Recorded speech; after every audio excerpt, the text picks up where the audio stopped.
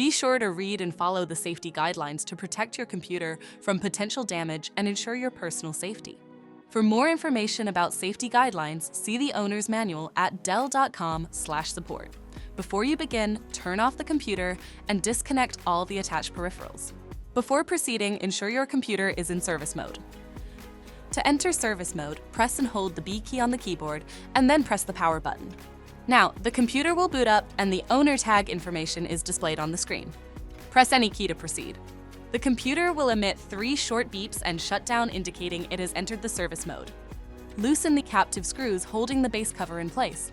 Using a plastic scribe, pry the base cover from the palm rest assembly, starting at the top edge and working your way around to release it from all sides.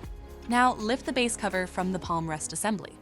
If your computer is unable to enter service mode, disconnect the battery cable from the system board. Identify and unlatch the memory module. Grasp the module by the edges to remove it from the system. To reinstall the memory module, relatch it back to the system.